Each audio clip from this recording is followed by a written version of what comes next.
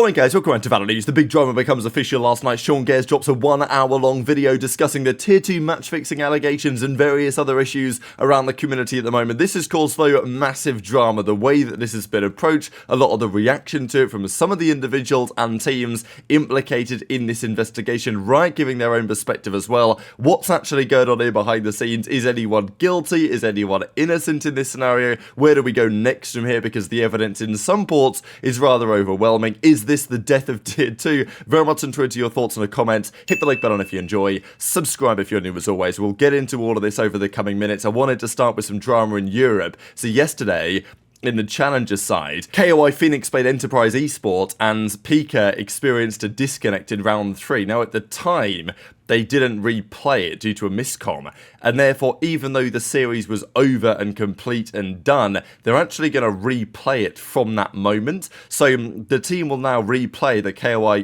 Phoenix team will replay, instead of losing the series 3-1, they will now replay it down 1-2 and 0-2 on the sunset. So you don't see that very often because the Enterprise Esports team went on to win. They won the match, they were celebrating it, and now they've got to play it again from, this scenario. So that's not exactly ideal, but, just Valorant things, I guess.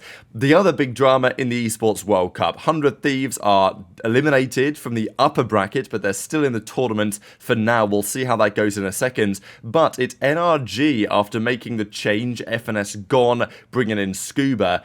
They have made the progression they wanted to make, and as Ethan says, qualified for the World Cup, of course, stepping in there as the in-game leader now. 2-0 Lev, 1-2 versus 100 team then, but since then, 2G, 2-0, Crew 2-0, MIBR 2-0, Cloud9 before that 2-0, and then they beat 100T. I mean, look, quite the run, you gotta say, from NRG to make it to the World Cup, but they have officially qualified. Asuna and 100T weren't very happy about it.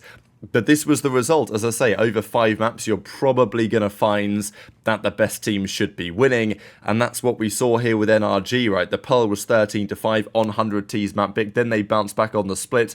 But after that, NRG took control of the series. They won the Haven 13-11. And they closed out on the Icebox on a 13-7. So, impressive from NRG after the changes that they've made. Just a one-man move, Scuba in. Of course, Ethan now in-game leading the roster. Some turned up big time, and NRG are going to be there at the World Cup. So they're the first team to be confirmed, in addition from the Americas, to Sentinels and G2, who of course will be there anyway, because they came top 2 in their own region. The other team that will qualify will be one of these two. So MIBR took down Evil Geniuses.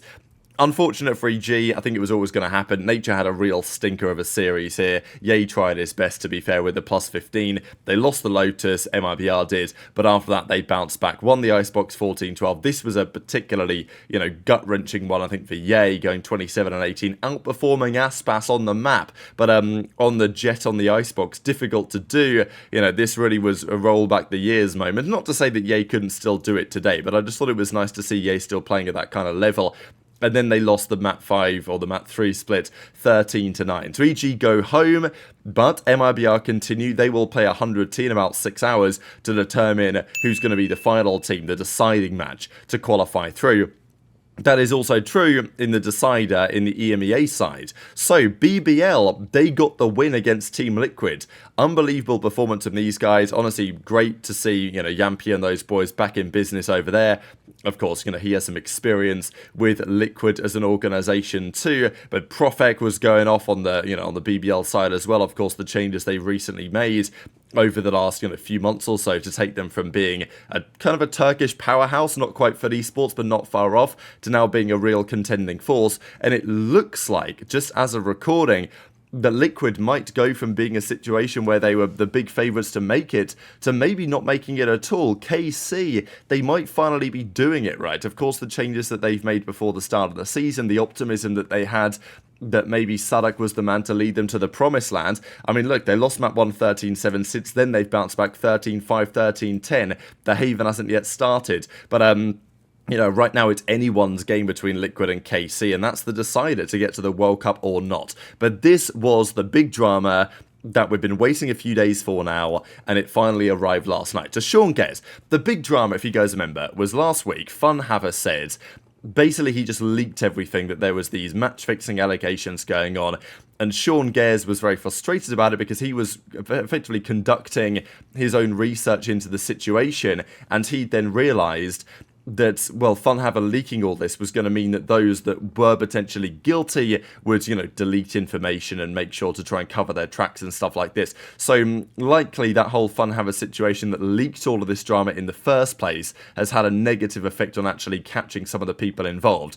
But Seangares, he tried his best, and yesterday he dropped a big video, as Chet says, how can we kill tier 2? It's already dead, as he says. So, people were waiting, of course, for this video to drop, and Seangares put it out there last night. Now, there's lots of elements here, mainly regarding the match-fixing drama, the idea that in tier 2, someone will come along and bet a load of money on the matches, and then effectively pay people off to throw them so they're guaranteed to win. We see some of the, respective and relevant screenshots here. There was this guy, especially Bray, that he talked about to some degree, and it seems like the Bray guy was in the reply saying, "Shut up, you're broke." So, look, I don't know, but I think it's pretty clear that some of these individuals have put serious money on challenges, and yes, potentially offering some of these players a lot of money. I don't think, when this was first revealed, a lot of this made a lot of sense. It wouldn't be a massive surprise if this is happening. The big question really then becomes, okay, where is this money going and who's it going to? Right? Which individuals are implicated here in doing this? Because that is the real debate on... So, anyway, a few teams were rumoured. Seangares then spent some time doing some VOD review. This is FlyQuest Bob, and we'll get to that in a second, and that whole situation as well. Blue Otter, Burger Boys, among some others as well. So, Seangares just quickly clarified before we get to the real meat and bones. I wish it could have been more concrete, but like I said in the video, when Riot reached out to Fair and Funhaver, when he went on stream, it all got kind of ruined. I listed the teams I'd found at that point and showed evidence for the others. I also know of 2 other teams, but due to protecting people, I won't say anything else. So, he obviously understandably only wants to talk about stuff that he's pretty sure about is actually happening. He also goes through here to try and find like another individual who's potentially doing this stuff and, well, betting on the matches and paying people off in order to reap the rewards. Now, one of the big dramas of the video that Seangares did was around the VOD review section, right? Because looking at gameplay and you're trying to determine whether the individual in that moment is thrown or not. This is why the match-fixing stuff is difficult, because unless you can prove that, okay, an individual bet on the game and paid off teammates or, players on the team money in order to throw the game, then it's difficult to prove because, well, okay, maybe they just missed, right? Maybe they just missed the shot. Maybe they just made a stupid play. It happens every so often. Maybe, as Seangares mentions, they ran out of mouse pad and they couldn't hit the shot. Whatever. You never really know. But I will mention that these were rounds that basically were brought up by Riot. They were considered by Riot to be suspicious gameplay behaviour. So that's why Seangares reviewed them in the way that he did, not because he was cherry-picking rounds necessarily, but because these were the rounds specifically that Riot called out in their own investigations into it. Now, I will say, this wasn't perfect by any means, and Seangares will have to recognise that, as far as I'm aware, there were some things that, weren't ideal. For example, this was supposedly a bet on this Ambrosia versus TSM game. This screenshot here, you guys can see your stake 133, estimated payout 230, and you can see that the names have been kind of blurred out at the top here. Potentially that could have been TSM, potentially that could have been Ambrosia. I think the actual screenshot was this. And, well, anyway, this screenshot was doing the rounds a few months ago, and as you guys can tell, it's the same screenshot, right? 5310, 133.8, 231, same numbers, and it's DRXT1. So, I don't think this screenshot was from that map, basically. That's some of the discussion that's been going around as well. But look, Blue Otter were probably the major team discussed about here to some degree, and look, it gets really tasty now because Seangares believes there's enough evidence to suggest that there was throwing going on, and I believe that is likely to be true. So then what do the teams and the individuals do about it, right? Because, he accused a couple of Blue Order players of match fixing and or cheating. We take these accusations very seriously. We fully condemn the actions of these players if they turn out to be true. As of now, we'll continue to support the players until more concrete evidence comes to light. Accusations of this magnitude and from a large influencer could significantly hurt any future opportunities of these players if the allegations are false, and could further hurt the Tier 2 scene. We applaud Sean for trying to make the scene a better place. We believe he missed the mark on this one. Of course, they're going to stand by their players. So, look, I think a reasonable statement in the circumstances, but of course, Fair and Bob, are they guilty of match fixing? It's a question, and we've seen that elsewhere. Riot Games give their own statement as well and say, look, they're going to go through the process, they're going to try and figure out what they can, and match fixing isn't just against our rules, it can be considered criminal activity in many places, and Riot are going to continue their investigation into the matter. But as a result of this, we're starting to see the repercussions come through. Bob, who is implicated here by Seangares, has been benched by FlyQuest Red, where, they've been playing for a little while at this point,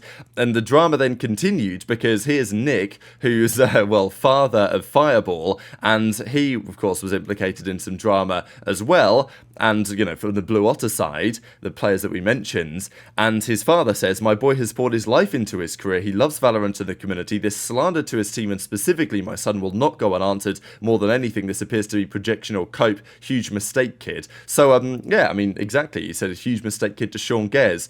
Look, it's a very controversial situation, right? Because, lots of the proof that's mentioned, okay, there's solid evidence to suggest that this type of thing was happening, but exactly to who and which individuals we, need to be discussing here, that is probably a very different question indeed. Trick talks about it as well and says that Cookie Flips, among others, have been, making this happen. There's a few rounds, of course, the Bob round, the Fair rounds that we talked about, and Trick, of course, gives his overall opinion as well, whether there's win trading going on, whether there's any match fixing or, cheating accusations happening in these specific games.